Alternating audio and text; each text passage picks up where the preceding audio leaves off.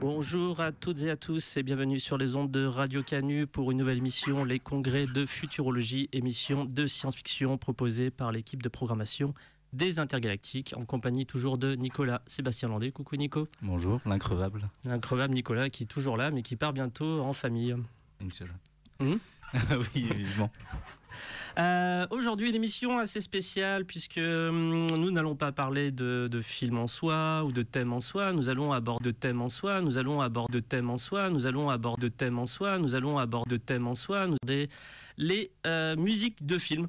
Une sélection concoctée par l'équipe de programmation du festival. Donc on a demandé à quelques gens de la progra de passer des morceaux de science-fiction qu'ils aimaient bien ou relier à une œuvre de science-fiction puisqu'il y a aussi des séries télé. Et voilà, donc on va passer tout ça, on va passer un peu de musique aujourd'hui, on va papoter un peu des films qui entourent avec Nico et ça va être une émission assez cool, tranquillou quoi. Ouais, on pourra dormir en écoutant de la musique. C'est ça, ou fumer des clopes, enfin, on verra quoi. Alors, à propos des musiques de films dans le cinéma, Nico, est-ce que tu peux nous faire un petit historique ? Bien sûr, j'ai préparé un tout petit historique. Non, mon historique personnel, je peux te le donner. Vas-y. Parce que j'étais un peu bizarre quand j'étais petit et j'écoutais de la musique. Enfin, j'ai commencé par écouter des trucs plus ou moins inattendus. Genre, ma première musique que j'écoutais par moi-même, c'était du gospel. Et ok. Voilà. Et puis, assez vite, des musiques de films. Mais genre beaucoup de musique de films. Je prenais les DVD Warner et je chopais. Ils proposaient la piste sonore seule. Et je créais des CD de musique de film à partir de ça, etc. Donc j'étais vraiment fan de Danny Elfman et de John Williams en premier. Donc plutôt de la musique symphonique. Ouais. Ok. J'étais un peu pareil du coup à mon adolescence. J'achetais beaucoup quand j'achetais des CD, c'était beaucoup de musique de film. Donc j'avais une jolie collègue à l'époque. J'ai oublié le nom de ce label qui généralement sortait des musiques de films. Ça coûtait assez cher d'ailleurs, souvent pour 45 minutes de morceaux parce qu'il n'y avait pas tout. C'était un label super connu, vraiment. Polygram ? Non, c'est vraiment bien particulier. Ouais, j'ai recherché sur internet. Ils ont sorti genre quel BO ? Moi je me souviens du 13e guerrier. C'est celui-là je me souviens le plus, on va dire. Après c'est vrai, il y avait les boîtes qui les sortaient eux-mêmes comme Universal sur la musique du Jurassic Park que j'avais aussi, les CD. Je sais plus. Ouais, il y en avait tellement quoi. Ouais, et puis forcément, plus je vais y penser, plus je vais oublier quoi. Mais ils continuent toujours de pas mal sortir sur les iTunes Store et tout. Mais ils continuent de proposer les BO des films. Ouais, mais à l'époque c'était plus comme souvent, fallait plus aller fouiller ou se démerder un peu par soi-même pour créer des sélects ou avoir des trucs. Effectivement, avec Internet aujourd'hui, c'est super simple de retrouver tout ça quoi, bande de vénards. D'ailleurs, Astier a sorti la BO de Kaamelott déjà. Okay. J'ai pas écouté encore, mais je suis pas sûr. Enfin, parce qu'il y a ce côté-là aussi de se griller un peu un des plaisirs d'un film d'écouter en avance. Et il y avait Matrix notamment, le 2 et 3, qui avait sorti les musiques, notamment du 3, vraiment quelques semaines ou une semaine avant la sortie du film. Du coup, c'était complètement chopable via Internet en plus. Et c'est bien quoi, c'est pour griller ne serait-ce que la scène finale avec les chœurs, etc., quand Neo se bat contre l'agent Smith. Et on sent à peu près le bordel que ça allait être sur le film. Et ça je m'en souviens de celui-là, ouais. Et t'as déjà écouté des BO en avance du coup ? Non, jamais, non. Non. Déjà, je regarde pas rarement ni le synopsis d'un film, ni quoi que ce soit de bien précis. Enfin, je regarde même pas son pitch ou vraiment. C'est comme quand je lis un bouquin, je lis pas la 4e de couverture. Juste, on me conseille un truc généralement. Tu vas aimer ça, et puis je l'attaque en fait. Et à part si je suis perdu dans le livre où je dis est-ce que ça avance un jour ou je sais pas, je m'ennuie, je vais le regarder en disant d'accord, ok. Du coup, les bandes annonces. Non plus, je regarde pas de bandes annonces non plus. Ouais. J'ai regardé quand j'étais jeune, mais maintenant je regarde plus de bandes annonces parce que déjà je pense celle qui m'a tué. C'est récent en plus, c'est pas ouf. C'était Batman v Superman. La bande-annonce, tu voyais le film d'une certaine manière, enfin tu voyais toutes les grandes scènes d'action. Donc tu passais cette scène d'action, tu vois, je me demande où ça va aller. Et d'un coup, tu dis ah oui, mais j'ai vu ça dans la bande-annonce, il va y avoir une scène où il va se passer plus ou moins ça, ou en tel. J'ai fait ouais, non, mais c'est vraiment. Enfin, plus j'ai pas regardé. Ouais, j'étais tombé dessus quoi. Moi, je les regarde très longtemps à l'avance histoire de les oublier quand je suis en salle ensuite quoi. Ouais, tu vois, pour revenir à celle de Kaamelott, je l'ai regardé tellement l'attente était grande. Et ce qui est bien, c'est que c'est un espèce de teaser et qu'ils en montrent pas trop. Ouais. Après, s'il sort une bande-annonce de 2 minutes, etc., je suis à peu près sûr que je vais pas la regarder. Bah ouais, enfin, les bandes annonces sont vraiment perdues de leur. Bah tiens, par exemple, j'adore cette chaîne américaine YouTube qui s'appelle Red Letter Media. J'avais conseillé sur mon petit blog La Lettre à Jal. Et Red Letter Media, il disait à un moment. Avec nouvelle bande-annonce de Star Wars 7 ou 8, j'en sais rien en tout cas. Et il se foutait un peu la gueule à la bande-annonce parce qu'il disait en gros, ouais, enfin maintenant les bandes-annonces c'est un mystère, un truc, ça raconte rien du tout, t'as 2-3 images à la con, c'est une espèce de bande-annonce teaser, etc. Et alors qu'autrefois, ils disaient, ouais, dans SOS Fantôme, c'était, et voilà, maintenant des types qui vivent à Manhattan, ils vont devoir casser du fantôme, etc. Enfin, tu vois, ça te racontait un peu, sans te raconter trop l'histoire, tu avais un peu le truc, mais maintenant, sur les gros blockbusters, ils essayent de faire des trucs un peu arty, tu vois, histoire de donner envie en montrant 2-3 images. Enfin, celle du 9, Star Wars 9 d'ailleurs, est une. Enfin, à la fin, on voit l'espèce de Dark Ray, tu vois, enfin Dark. Tu fais, oh là là, etc. Puis non, finalement, c'est juste, ils ont tourné cette scène, ils l'ont foutu dans le scénario pour que ça soit foutu dans la bande-annonce et que ça hype un peu, quoi. Et en plus, c'était tellement sûr que ça allait être ce que c'est dans le film. Oui, oui, tout à fait. Et tiens, ça fait 1 an d'ailleurs qu'il est sorti ce super. Bon, bah, revenons sur Star Wars 9. Tu l'avais préféré au 8, je crois, non? Non, c'est le 8 que je préfère. Non, le 7 m'a énervé. C'est une des séances où je suis sorti plus énervé de toute ma vie. Parce que j'avais encore une espèce d'espoir, puis j'ai fait en dessous trop de ma gueule. Le 8, j'ai fait des moments, mais il est trop long, il y a un ventre creux insupportable. Je varie, ouais, mon avis varie. Le 9, je me suis marré, j'ai fait, c'est une nanar, quoi, le truc. Quoi. C'est super ça, mauvais, quoi. Et puis, bon, écoute, c'est vraiment. Enfin, ils rushent et tu te barres. Enfin, tu vois vraiment que les types, ils font OK, alors il va falloir qu'on rattrape tout le 8, et d'abord, ils font 2 films en un, en rushant tout ce qu'ils peuvent. Et c'est triste à regarder, et c'est nul, et tu te fais un peu chier. Et, ouais, enfin, les MacGuffin qui s'enchaînent, enfin bref, c'était. Ça se regardera avec plaisir plus tard. Ouais, je pense pas. Ouais, je pense que, on voit bien que de toute façon Disney maintenant est parti sur le full Mandalorian et compagnie. Hein.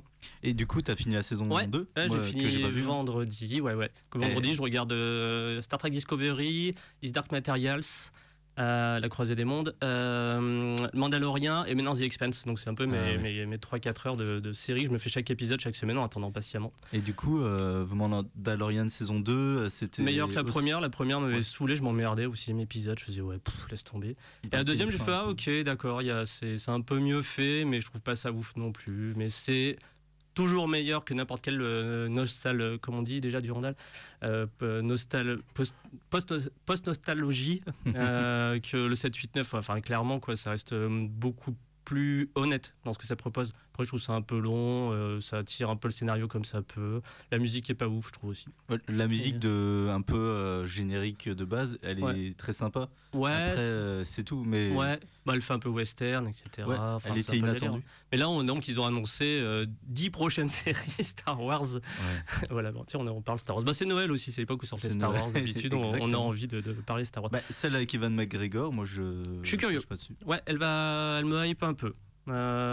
Celle, je sais plus, il y en a une autre aussi, j'ai fait tiens. Ça peut pas trop mal. Après, Disney, il fait de son mieux avec cette saga. Et puis tout le monde s'en fout un peu. Mais ils sont en train de choper une nouvelle génération qui se demande à rien. Ah ouais, ça y est, les collégiens d'aujourd'hui, ils kiffent comme on pouvait kiffer Star Wars quand on était gamin, quoi. Ouais, ils préfèrent regarder d'autres choses, genre Teen Wolf, mais ouais. Ouais, Teen Wolf, c'était pas si mauvais. Teen Wolf, non, c'était de la série B, c'est de la série B. Il y a pire, non, je suis d'accord. C'est la série. Genre, il y a Vampire Diaries qui est. Ouais, j'avais commencé, je regardais la première saison en disant c'est pas mal, mais il y avait toujours un côté des gens qui discutent à longueur de temps, des tunnels de dialogue, il y avait une scène d'action un peu cool, tunnel de dialogue, ce que je reproche aux séries H24 en ce moment, quoi. Aux séries H24, oui, ce que je propose aux séries actuelles, bien sûr. Et d'avoir des tunnels de dialogue comme les séries Marvel, Netflix, comme je dis souvent, enfin tu vois, les Daredevil et compagnie, Jessica Jones, c'est sur 45 minutes, on va dire, tu as 35 minutes de développement de personnages qui discutent dans un bureau, etc. Ce qui pourrait être bien, mais et puis d'un coup, ils te mettent une scène d'action, ils ont foutu un peu tout le pognon, et ils font bien. Mais je trouve que c'est pas très équilibré avec cette qualité d'arriver à faire du divertissement en étant un peu profond et en équilibrant tout ça sans que ce soit maintenant on va parler de mon personnage qui souffre vachement par rapport à ça et mon PTSD par rapport à telle action, etc. Oui, certes, il faut le faire. Il faut pas dire que c'est les héritiers de Smallville, hein, vraiment. Ouais, il y a un peu de ça, ouais. Ça et Lost intelligent, aussi, mais ça l'est pas trop. Je pense aussi Lost d'une certaine manière, mais Lost c'était bien meilleur. Ouais, j'adore Lost. Veux-tu qu'on écoute une Oui, j'allais le proposer. Donc on commence par quoi? Puisque donc on a moi, toi, Anne Canoville, Mathilde Desmarais, Yuri Miniermenier, Benjamin Patino et Adrien Muller qui ont donc proposé chacun une musique.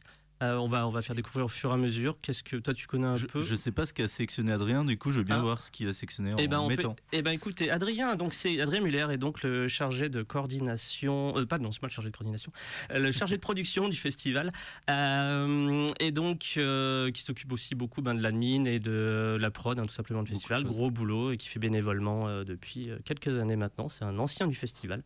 Donc Adrien avait vu, donc il y avait déjà un Carpenter qui avait été choisi, donc il disait ah merde et compagnie, il fait j'en prends un quand même. Et il a donc choisi Asso. La musique d'Asso. Et voilà, qu'on écoute là tout de suite. Ça fait 2 minutes et quelques. Et c'est parti.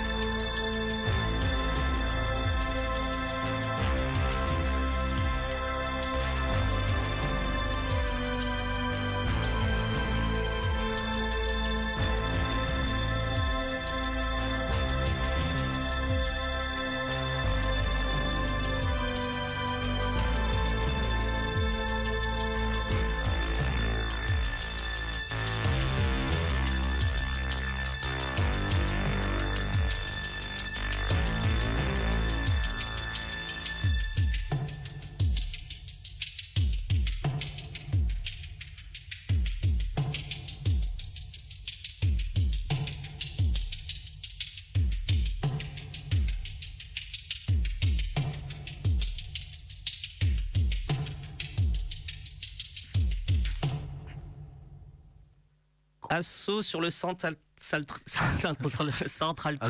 Asso, de John Carpenter, donc du coup proposé par Adrien, qui a proposé ce son-là. Asso que je n'ai pas vu du coup. Oui. Et je suis un gros fan de Carpenter, je me revendique, je suis un fan de Carpenter, etc. Mais je n'ai pas vu Asso ni L'Homme Invisible. Est-ce que tu as vu The Ward? Oui. Ouais, c'est dommage d'avoir vu The Ward. Ouais, je sais, mais j'ai dit tiens, Carpenter. Je savais que j'allais m'en foutre un peu de The Ward, je sais pas pourquoi, j'avais senti un peu sur le papier. Sur la bande-annonce, moi. Ouais, il est pas ouf The Ward, son dernier film, du coup. On dirait pas du Carpenter. Juste. Ouais. Enfin, je me rappelle pas de ce film comme un Carpenter, je me rappelle juste de ce film comme un film d'horreur lambda. Oui, c'est ça, qui sortait à l'époque, dans les années 2000. Il y en avait les remakes de The Ring et compagnie, il y en avait 50. Le mystère mystérieux, blablabla, l'asile psychiatrique. Ouais. Alors que Ghost of Mars, qui est un film qui se prend pas la tête et qui est juste un peu fun à regarder, qui est pas un grand film du tout, qui est pas un bon film même, mais qui est un film sympathique. Une bonne série B. Voilà, une bonne série B. C'est du Carpenter, ça ressemble à du Carpenter. La musique, les délires dedans, l'humour un peu noir, le côté aussi se faire envahir et devoir résister, le côté un peu anticapitaliste, un peu dans celui-là, il est léger. Le même scénario que Vampire aussi, quasiment, je trouve. J'avais vu au cinéma aussi, j'étais jeune. Et Vampire, c'est le moment où je bouffais du Carpenter quand j'ai vu Vampire. Et genre, donc les Entre de la folie, Invasion Los Angeles, on n'en parle même pas, New York 97, tout ça. Donc je suis surkiffé, je suis allé voir Vampire avec un pote au cinéma, on kiffait Carpenter, et j'en suis sorti un peu mitigé de Vampire. Hein. J'ai fait, il y a des bons trucs, mais des trucs, je m'en fous un peu, j'avais pas trop compris le délire à 100%. Je l'ai vu en VHS, je crois, ouais, c'est ça, et j'avais bien aimé. Après, mais je dis pas qu'il est mauvais. C'est pas celui qui m'a le plus marqué. Ouais, on sentait un peu Carpenter qui je sais pas. C'était quoi son dernier bon film à ce moment-là? C'était L'Entre de la folie, je crois, au début des années 80. C'était L'Entre de la folie, c'est vraiment un de ses plus grands films du monde. Et oui, on conseille tout Carpenter. Vraiment, moi, pour les gens qui écoutent et qui n'en auraient pas vu par un malheureux hasard, regardez tout, juste. À part The Ward, allez. The Ward. L'homme invisible, j'ai pas regardé aussi parce qu'en mode je sais pas, je le sentais pas trop. C'était le film de commande carpenterien. J'ai dû lire une ou deux critiques qui me faisaient mouf quoi. Puis fait plaisir. Ça, années 80, Homme invisible, années 80, Carpenter, Sam Neill, c'est plaisant, tu vois. C'est pas son film qui reste le plus. Ouais. Mais donc il se situe entre Invasion Los Angeles et Prince des Ténèbres, c'est ça celui-là, je crois. Ouais, alors du coup, il est vraiment entre deux. Ouais, c'est ça. Et deux petits budgets chefs-d'œuvre, il a ce gros truc qu'on lui commande. Mais ça a toujours été ça, Carpenter. Enfin, tout le monde le sait. Enfin, ceux qui ne le savent pas, on vous l'apprend. Il y a toujours eu le type, on refusait un gros budget, et ça marchait pas trop comme Jack Burton ou n'importe quoi. Mais il est bien, Jack Burton. Et après, il disait j'ai 3 sous pour faire un film. Il sortait un chef-d'œuvre. On lui redonne du pognon. Ça marchait pas trop. C'était pas ouf. Non, mais L'Homme invisible, je trouve, il a ce côté un peu plaisant des films fantastiques années 80. Enfin, moi, il marche. C'est un peu humoristique, etc. de mémoire. Ouais, c'est Chevy Chase. Ah oui. Ah merde. Ouais, on le voit pas de toute façon. Non, mais il y a Sam Neill de Jurassic Park, donc rien que ça. Ah bah oui, c'est un argument. Puis L'Entre de la folie, quoi. Oui, et de L'Entre de la folie. Bon. Et c'est vrai qu'on a commencé à parler film pendant 3 heures et qu'on a pas mal de petites musiques, donc je propose qu'on continue à proposer quelque chose. Alors là, on était sur les années 70, on va en sortir un petit peu. Il faut aussi pas trop casser l'ambiance. À toi de choisir. Ouais, on va choisir Mathilde. Avec donc Mathilde Desmarais, qui est notre chargée de protocole du festival, donc qui se charge tout simplement de l'accueil et en collaboration avec Adrien, de l'accueil et du bien-être des invités, de la prise de leurs billets, etc. Elle a un gros boulot généralement en amont du festival on a beaucoup d'invités, beaucoup de trajets, beaucoup d'hôtels, beaucoup de trucs à gérer. Si bien que c'est un gros boulot qu'elle se tape. Elle est très en lien avec eux, mais elle est là depuis 2015, Mathilde.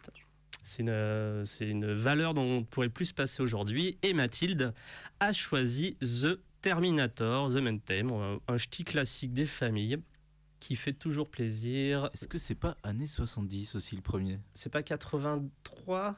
Peut-être. 80, 83? Franchement, tu as sûrement raison. Moi, je dirais ça, 80 peut-être.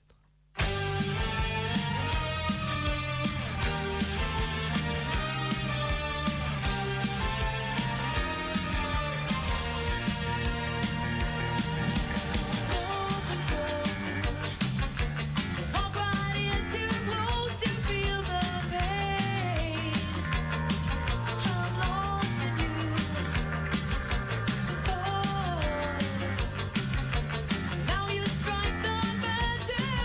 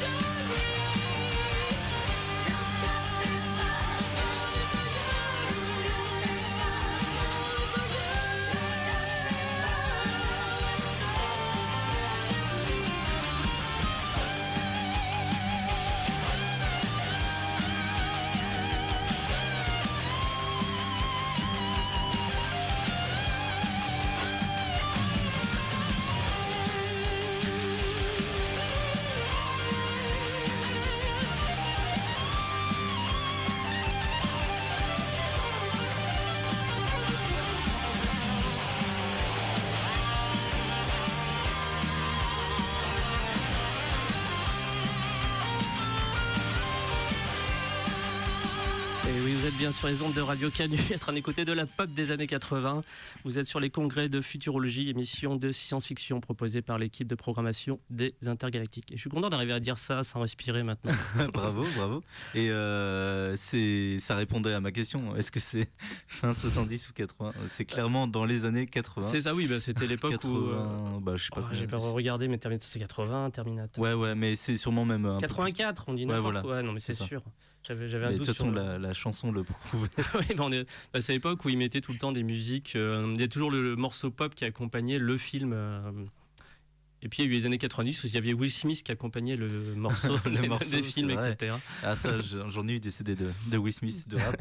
La musique de Terminator, qui est composée par Brad Fiedel, je crois. Ouais. Et qui a fait aussi Terminator 2, True Lies et il me semble Johnny Mnemonic. Donc un fidèle de James Cameron du coup. Ouais, sur 2-3 films, ouais, a priori.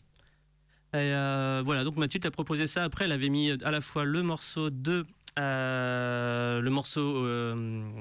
le thème original, et puis celui-là. Puis autant partir sur un truc un peu fun, un peu pop, parce qu'on a tous sinon des musiques un peu dépressives, quoi.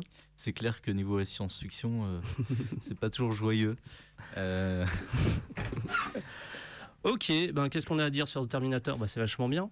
Terminator, on en sait pas quoi parler, il suffit de parler des suites maintenant. Ouais, c'est clair. On en parlait avec un des invités et il me semble que, oui, c'est ça, il n'aimait pas Terminator 2, il adore cependant Terminator. Le premier, oui. Ouais. Et de toute façon, peut-on aimer les autres ? Je ne sais pas. Je crois que le 3, tu me disais que, voilà, sur un malentendu, ça passe. Ouais, c'est ça, exactement. Puis le 4, c'est pas ouf. Après, il faudra le regarder le 4, je pense. Le 4, il se passe dans le futur. Ouais, il passe un peu, mais je trouve. Il est très oubliable. Ouais, c'est clair. Puis heureusement, on a eu le 5 et 6 derrière qui était absolument fabuleux, quoi. Heureusement, et surtout le 6 qui est devenu mon film préféré de tous les temps. Et non, c'est dur d'être sérieux en disant ça, en fait. Non, mais il faut qu'ils arrêtent avec cette licence, juste. Ouais, tu m'étonnes. C'est comme Disney avec les 1000 séries Star Wars, quoi. Ouais, surtout qu'ils essaient de la rebooter à chaque fois, quoi. C'est un peu la fin du monde, quoi. Et puis le dernier, c'était en mode oui, mais là, il y a James Cameron qui est un peu dessus, qui produit. Du coup, ça va être mieux. Ouais. Ah oui, puis il avait fait cette vidéo. Oui, je pense que vraiment, c'est le meilleur Terminator qui ait jamais sorti depuis tous les Terminators et compagnie. Puis voilà. Il a encaissé son chèque, il est parti, quoi. Ouais, et puis non, pas du tout, effectivement. Eh ben, continuons sur notre lancée avec donc. Nous pouvons passer. Qu'est-ce qui est. On pourrait. Non, on va pas tout de suite retrouver sur Carpenter. Tiens, toi. Oui, c'est vrai, ouais, tout à fait. Parlons sur moi. Donc, Julien Delajal, moi-même, et donc coordinateur pour présenter aussi, ça fait plaisir. Coordinateur du festival. Co-créateur, il me semble. Ouais, créateur avec, co-créateur avec Simon, qui est notre crêpier préféré lyonnais. Et donc, fondateur de ce festival et coordinateur. Donc, mon boulot, c'est que le boulot soit fait. Enfin, j'ai des fichiers Excel, quoi.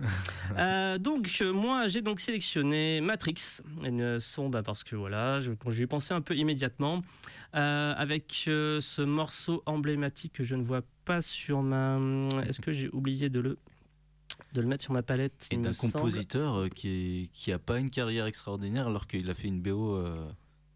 Culte, et très très bonne et très originale pour l'époque, etc. Tout à fait. Et donc c'est la musique qui a Spy Break par Propellerheads, qui n'est pas du tout, mais je peux mettre, il n'y a pas de souci. J'ai des solutions. J'ai la solution.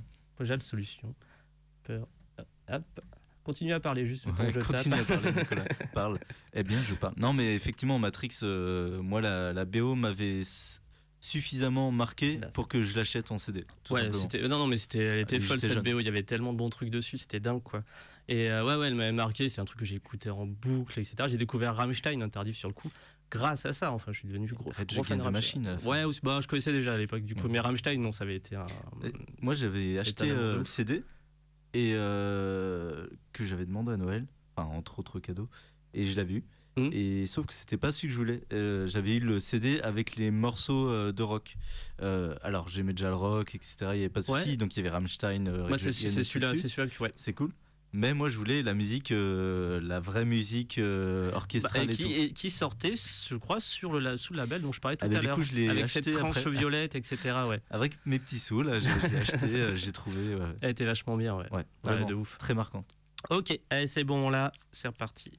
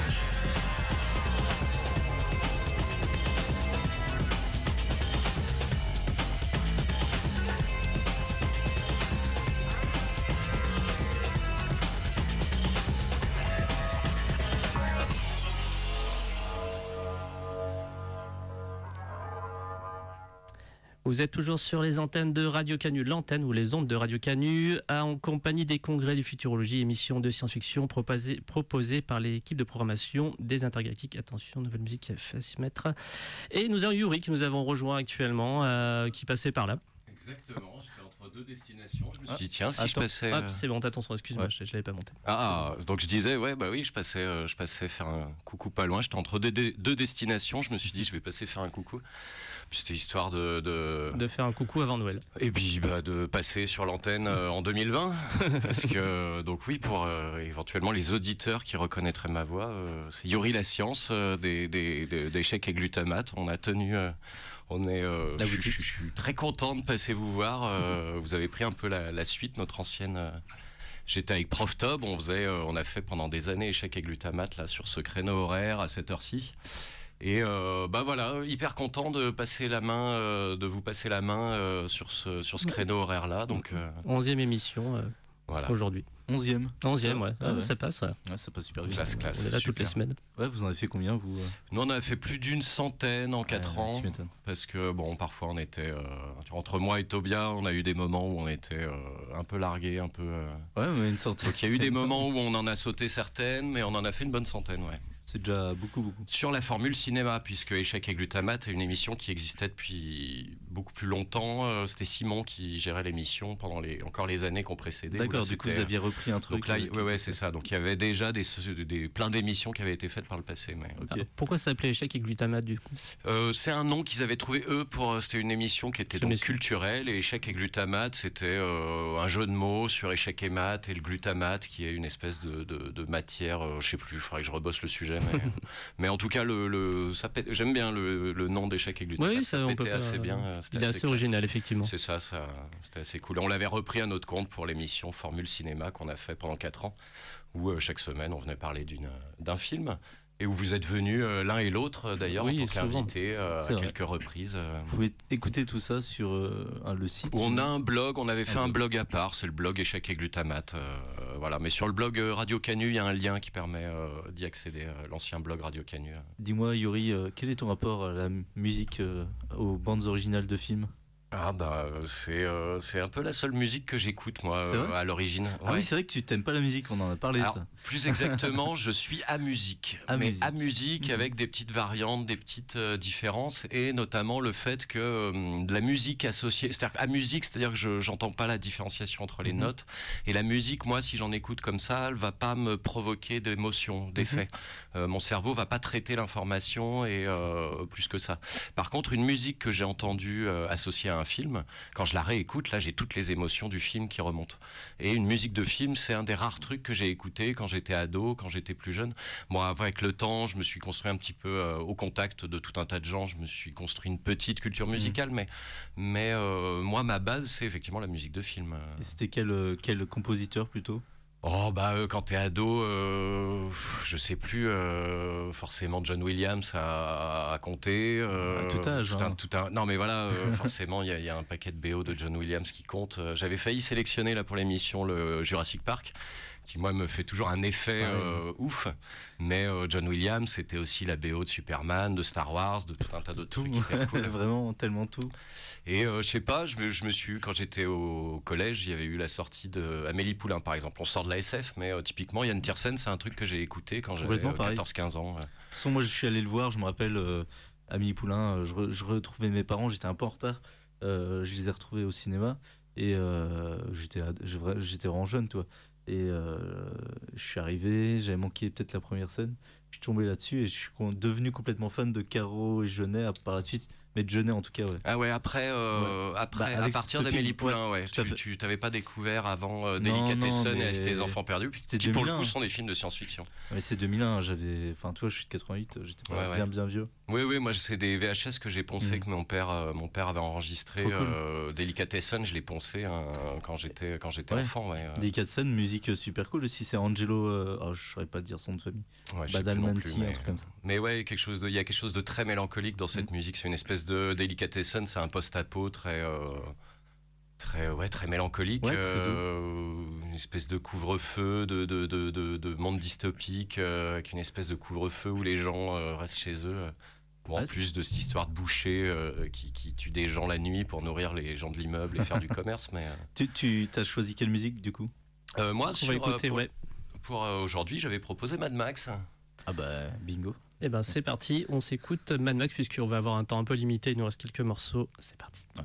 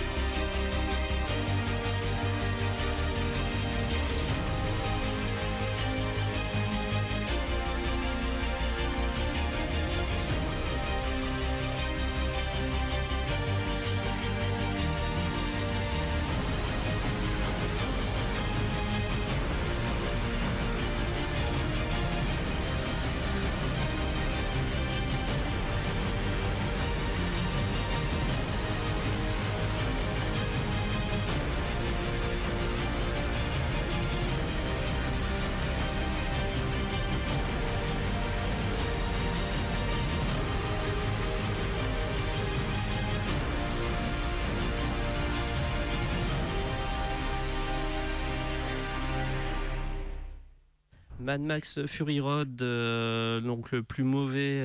J'allais faire la blague. Mad Max, c'est le plus mauvais film donc de la saga, bien connu. C'était nul. En fait, tu le regardes au ciné, si t'as aucune émotion, c'est nul. Non, il se passe rien. En plus, il y a le scénario, il tient sur un ticket ticket resto, non, un ticket de métro. C'est fadasse. C'est très mauvais. Ouais, non, puis c'est quoi, des voitures qui se courent après. Ouais, il n'y a rien d'impressionnant. Passer autre chemin. Regardez le 3, qui est vraiment le meilleur. J'adore la chanson du 3. Le dôme du tonnerre.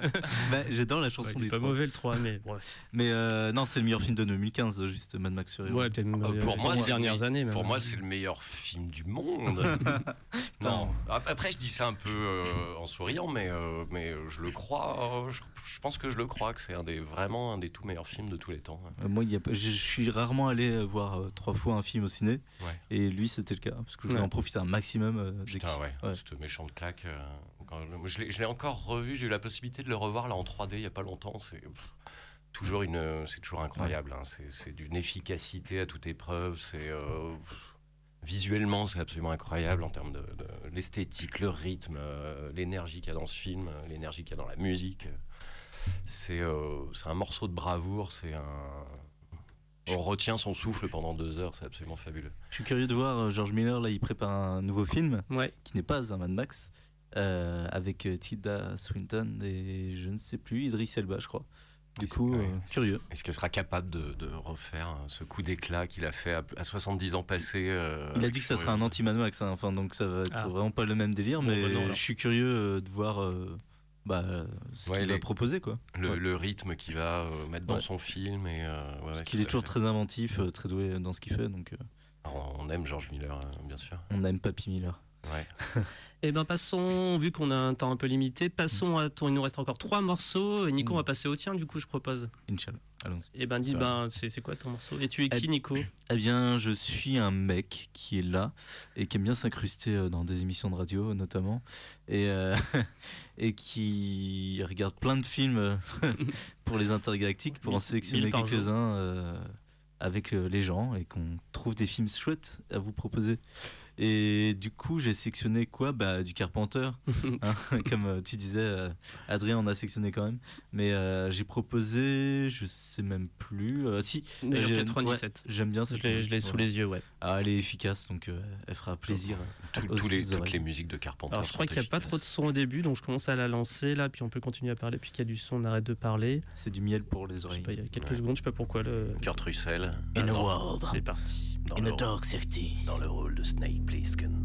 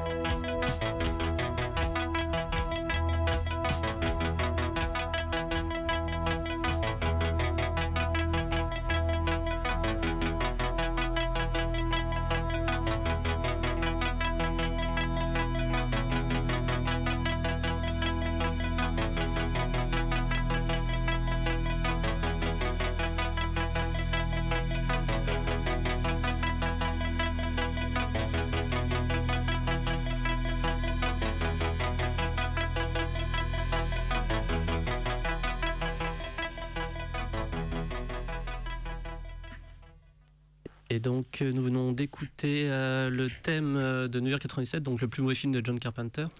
Le plus mauvais, tu crois? Non, c'était une blague, j'ai fait, je faisais un running gag comme avec Mad Max. Non, parce qu'on avait dit que c'était The Ward, son plus mauvais. Au bout de 11 émissions, on n'est pas encore connecté, quoi. Car nous sommes sur Radio Canu. 102.2, la plus rebelle des radios. New York 97, bon, on a déjà parlé un peu de Carpenter du coup, mais pourquoi ce choix, Nicolas Sébastien Landais? Parce que je suis un énorme fan de John Carpenter depuis ma tendre enfance, et que, enfin, au même titre que d'autres réalisateurs comme Brian De Palma ou comme David Cronenberg aussi. Voilà, donc encore une fois, je conseille n'importe quel film de Carpenter, juste ça sera que du bonheur. John fucking Carpenter. John fucking Carpenter, et comme je disais en off, il va sortir son 3e album donc de musique qui s'appelle Lost Theme 3. Musique un peu atmosphérique, un peu dans ce goût-là. C'est plus des musiques de films comme il faisait avant. Mais ça pourrait. Mais ça pourrait, c'est ça. C'est exactement. C'est franchement à écouter, donc n'hésitez pas à le suivre. Il y a son label qui a une page, qui a un compte YouTube, et ils mettent en général un peu en avant-première des nouveaux sons de Carpenter. Donc voilà, je vous conseille de les écouter. Ok. Eh ben, on court après le temps. Il nous reste 2 morceaux à me diffuser. On va donc là diffuser celui de Anne Canoville. Donc Anne, c'est notre responsable littéraire du festival, qui s'occupe tout simplement de la programmation, notamment des tables rondes, enfin tous avec l'équipe, mais bon, c'est elle qui mène la barque. Et donc le lien avec tous nos auteurs, nombreux auteurs qu'on a sur le festival. Et donc elle a choisi la bande originale de La Planète Sauvage, le film de René Laloux des années 60-66, je crois, de mémoire. Voilà, composé par Alain Goraguer, je sais pas comment ça peut... Gotener, Gotener Band. Et donc on va passer donc le morceau Déshominisation, un morceau qui reste vraiment un petit peu psychédélique de l'époque, qui passe très très bien.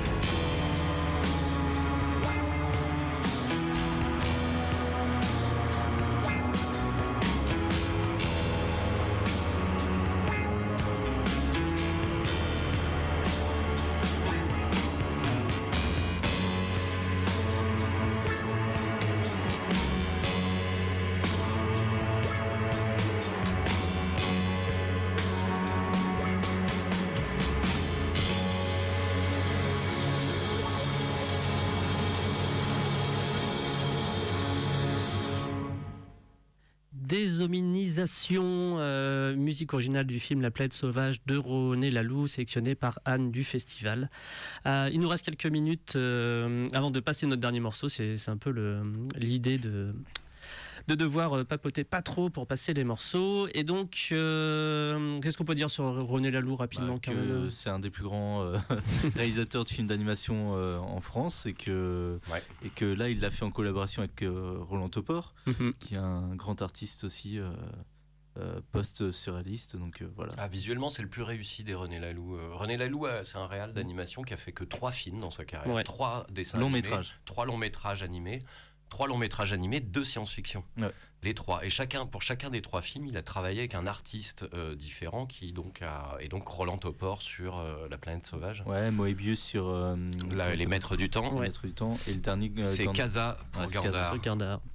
Qu'on a tous diffusé d'ailleurs. Ne serait-ce que La Planète Sauvage, on a diffusé en septembre à l'Aquarium Ciné Café dans le cadre du Ciné Mystère. Les Maîtres du Temps, on l'avait programmé aussi.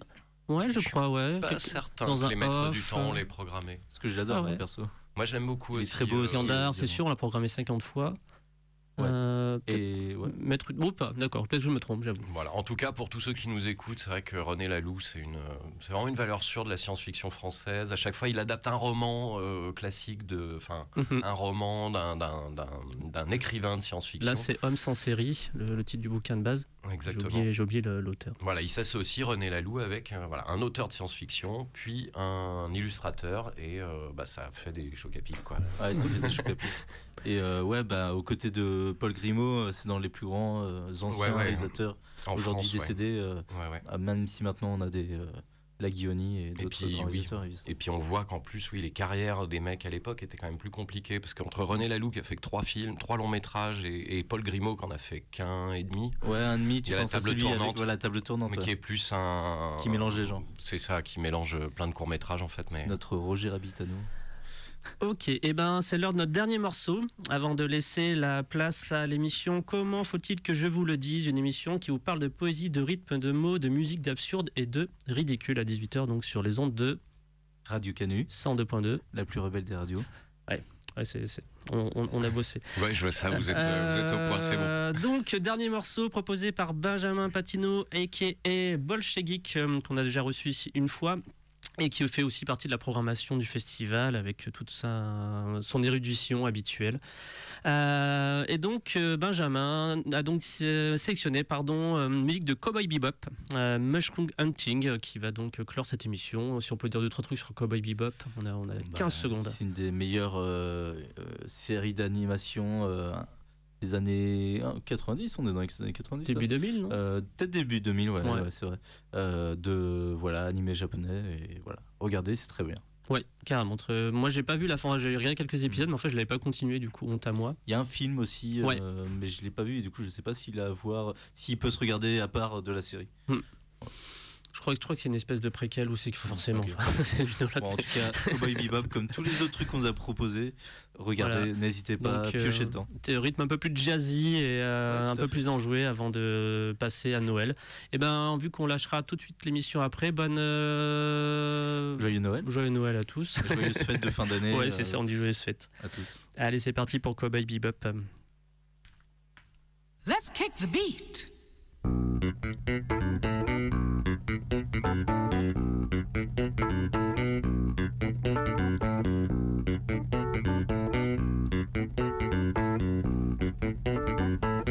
It's your turn.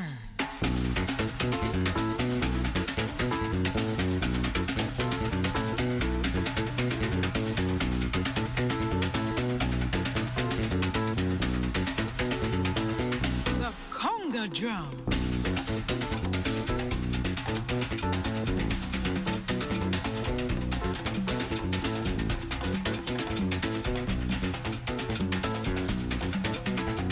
Listen to the rhythm tracks.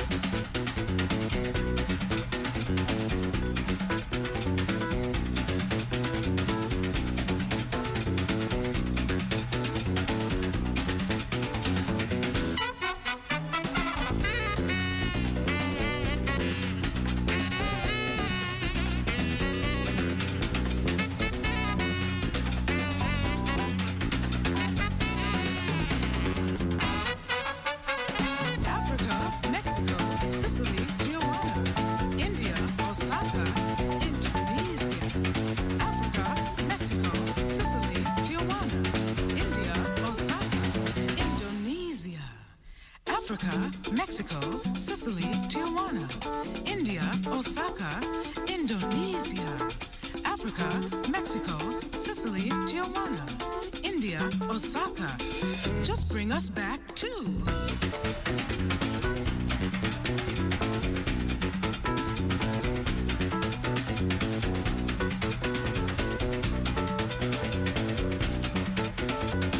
Let's kick the beat.